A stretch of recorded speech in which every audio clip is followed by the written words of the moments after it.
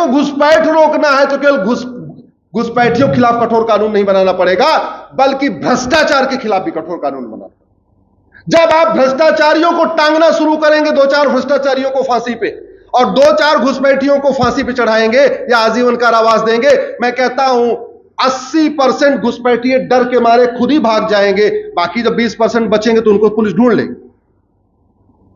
हमने राफेल बना रखा है, खरीदा है, राफेल चलाया क्या? हमने अग्नि बनाया, ब्रह्मोस बनाया, परमाणु बम बनाया, चलाया क्या? किस लिए बनाया? डराने के लिए। ऐसे जो कानून बनाए जाते हैं, खतरनाक कानून, कठोर कानून, जो सिंगापुर बनाता है, जापान बनाता है या बाकी देश करते हैं, किस लिए? खौफ पैदा करने के लिए। हमारे यहां आना नहीं, गलत काम मत करना, करोगे तो टांग दे। सारी बातों पे चर्चा होती है, लेकिन इस पे नहीं। मैं आपसे अच्छा एक चीज आप बताओ, घुसपैठ राष्ट्र की सुरक्षा के लिए खतरा है? जोर से बोलिए जरा, जोर से बोलिए जरा। घुसपैठ देश की एकता अखंडता के लिए खतरा है कि नहीं? घुसपैठ हमारे लिए देशद्रोह है कि नहीं? घुसपैठ एक ऑर्गेनाइज क्राइम है कि नहीं? जो राष्ट्र की सुरक्षा के लिए खतरा हो, उसके लिए हमारे पास ऑलरेडी एक कानून है, एनएसए, लेकिन पुलिस लगाती नहीं है। जो देश की एकता अखंडता के लिए खतरा हो, उसके लिए हमारे पास एक कानून है, यूएपीए, लेकिन पुलिस लगाती नहीं है। घुसपैठ एक वेजिंग वॉर है। अरे 5000 घुसपैठिए गए, उन्होंने 90% पारसी पॉपुलेटेड पर्शिया को ईरान बना दिया, जहां 90% पारसी थे। हमारे यहां तो 5 करोड़ आ चुके हैं। और वेजिंग वॉर की धारा है भारत में, लेकिन घुसपैठियों पे वेजिंग वॉर लगाते ही नहीं। घुसपैठ एक ऑर्गेनाइज क्राइम है, पूरा सिंडिकेट है। एक व्यक्ति बॉर्डर से अंदर कराता है, दूसरा व्यक्ति उनको बस में बैठा के उनको इधर लाता है, तीसरा उनका आधार बनवाएगा, एक उनका वोटर आईडी बनवाएगा, एक उनका राशन कार्ड बनवाएगा, एक पूरा डॉक्यूमेंट तैयार कराएगा। इससे बड़ा ऑर्गेनाइज क्राइम क्या हो सकता है? और वो किस लिए करता है? क्योंकि उसको 50,000 रुपए पर पर्सन घुसपैठियों को अंदर लाने के लिए मिलता है। पैकेज है पूरा। भाई ड्राइवर की नौकरी करेगा तो दीदी वो 20,000 रुपए महीने कमाएगा। इंजीनियर बन गया, मैनेजर बन गया तो महीने में कितना कमाएगा? 50,000 रुपए। लेकिन अगर वो घुसपैठियों को बॉर्डर से अंदर लाना काम शुरू कर दे, वो महीने में 5 से 6 लाख रुपए कमाएगा, क्योंकि उसको पर पर्सन 50,000 मिल रहा। 50,000 में 25,000 रुपए खर्च भी होगा सब डॉक्यूमेंट बनवाने पे, तो 25,000 तो बचा। अगर उसने महीने में ज्यादा नहीं 20-30 घुसपैठियों को अंदर करा के सेटल कर दिया, गुजरात में सेटल कर दिया, कश्मीर में कर दिया, जंगलों में कर दिया, हिमाचल प्रदेश में कर दिया, उत्तराखंड में कर दिया, उसका 4-5 लाख रुपए काम हो गए।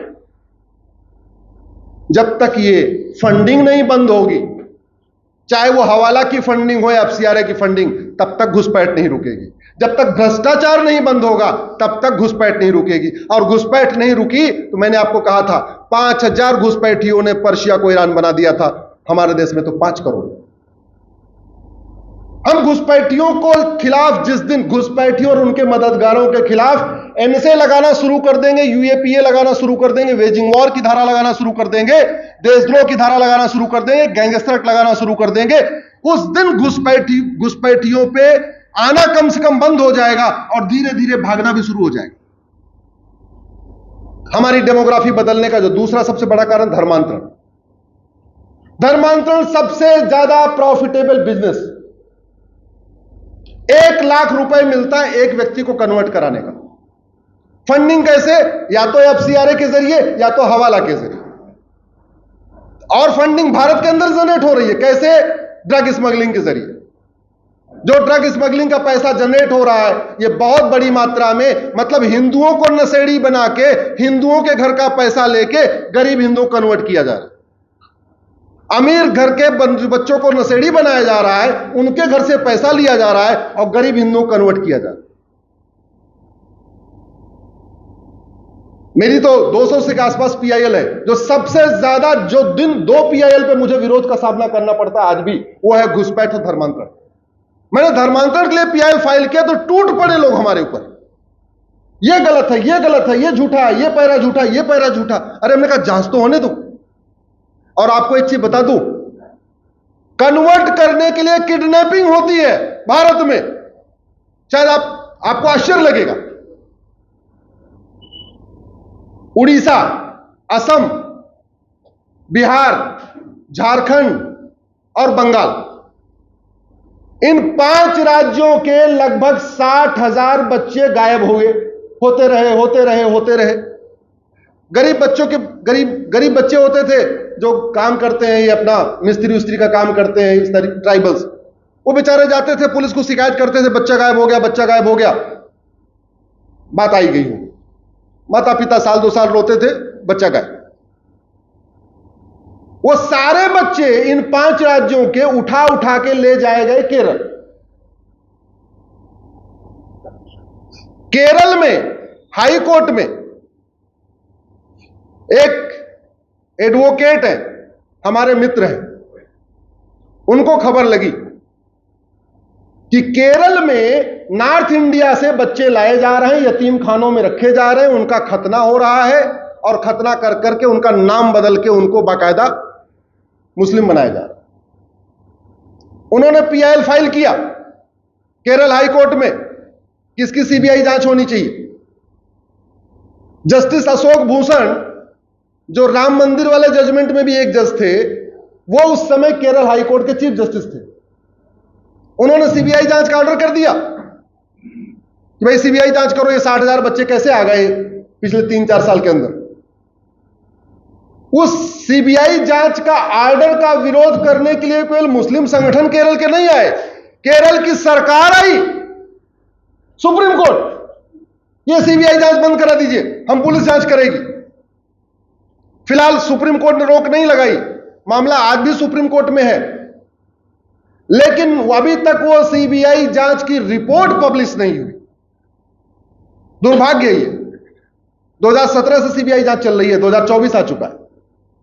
ये वो कौन कौन लोग थे जो वहां से किडनैप करा रहे थे, और वो सारे 60,000 के 60,000 बच्चे कन्वर्ट हो गए, सारे मुस्लिम बन गए। यतीम छोटे छोटे 1-1 साल के बच्चे, 2-2 साल के बच्चे, 3-3 साल के बच्चे कन्वर्ट हो गए। आज की डेट में कन्वर्ट करने के लिए कई साधन यूज किए जा रहे हैं। पहला एक साधन जो यूज किया और सक्सेसफुल रहा, वो आपका पंजाब। पहले नशेड़ी बनाया और नशेड़ी बना के उनको फ्री में नशा बांटा। जब वो हमारे यंग जनरेशन या जो वहां के गांव के लोग एडिक्ट हो गए, ड्रग एडिक्ट हो गए, फिर उनको बोला भैया अब तुम्हें फ्री वाला नहीं मिलेगा, अब अगर फ्री में चाहिए तो क्या करना पड़ेगा, कन्वर्ट होना पड़ेगा। पंजाब में ड्रग स्मगलिंग के जरिए ड्रग नशेड़ी बना बना के कन्वर्ट किया गया। दूसरा एग्जाम्पल आपको दिया, 5 राज्यों से किडनैप कर करके कन्वर्ट किया जा रहा है। तीसरा, हमारे ही हिंदू कन्वर्ट करा रहे हैं। क्यों करा रहे हैं? ड्राइवर की नौकरी करेंगे तो 20,000 मिलेगा, इंजीनियर बन जाएंगे तो 50-60 हजार कमाएंगे, और कन्वर्ट कराने वाला काम करेंगे तो 1 लाख रुपए एक व्यक्ति पे मिलेगा। महीने में 5 लोगों को तो कन्वर्ट करा ही सकते हैं। अरे और कुछ नहीं करा सकते? अपने मौसी के लड़के को, अपने बुआ के लड़के को, अपने चाचा के लड़के को, अपने रिश्तेदार नातेदार को कन्वर्ट करा ही सकते हैं, और वो पैसा कमा रहे हैं कन्वर्ट कर करके। मान लो 5 लाख रुपए कमाया, 2 लाख रुपए कन्वर्ट करने पे खर्च भी कर दिया, तो 3 लाख रुपए महीने तो बच रहे ना उसके। तो अगर आपको कन्वर्जन रोकना है तो सबसे पहले फॉरेन फंडिंग रोकनी पड़ेगी। कांग्रेस ने जो 2010 में एफसीआरए कानून बनाया उसको खत्म करना पड़ेगा। 1-2 लाख एनजीओ का लाइसेंस रद्द करके बात नहीं बनेगी, आपको 100%। और मैं रिपीट कर रहा हूं, जितने काम मुगलों ने तलवार के दम पे किए वो सारे काम अंग्रेजों ने कानून बना के किया, और जितना मुगलों और अंग्रेजों ने काम छोड़ा था वो सारे काम कांग्रेस ने कानून बना बना के किए।